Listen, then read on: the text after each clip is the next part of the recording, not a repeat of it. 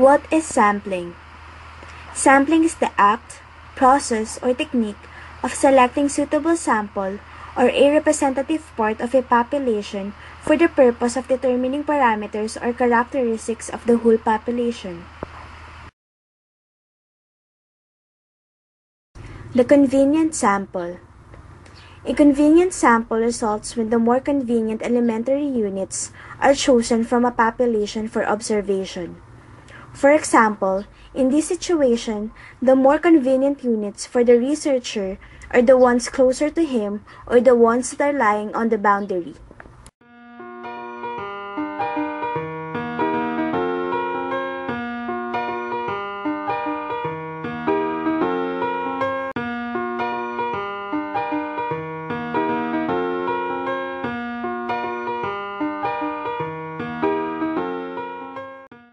Purposeful sampling.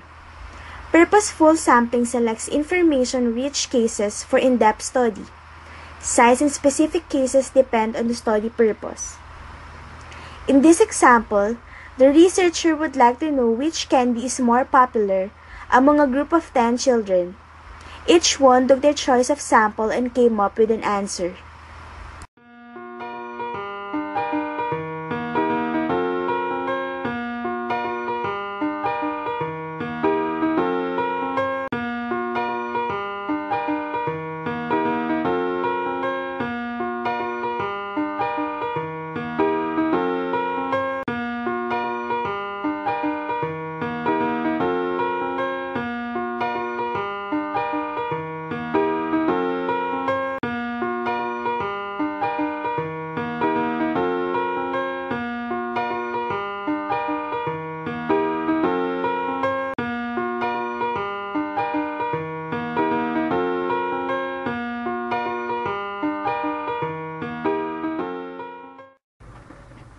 A simple random sample.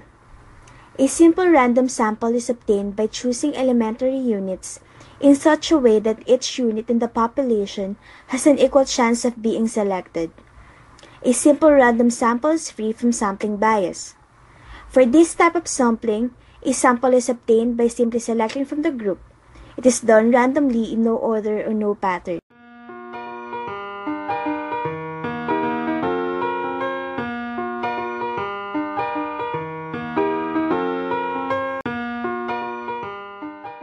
Systematic random sample.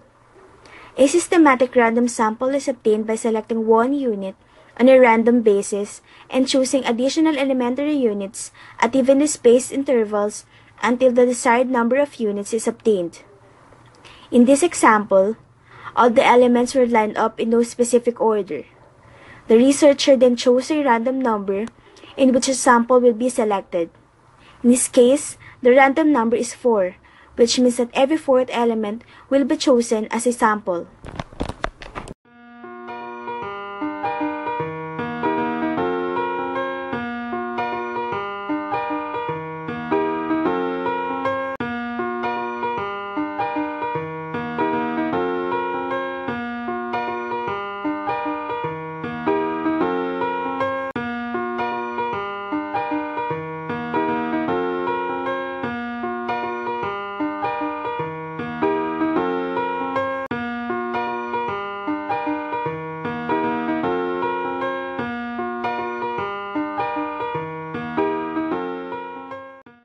A stratified sample.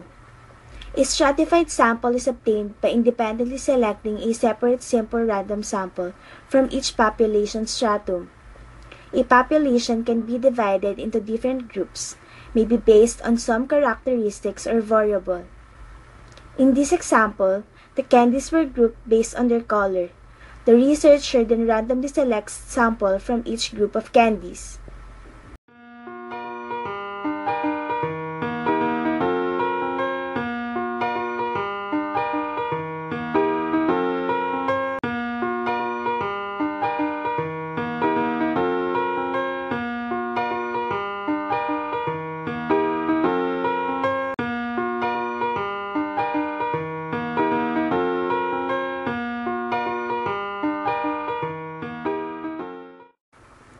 A cluster sample.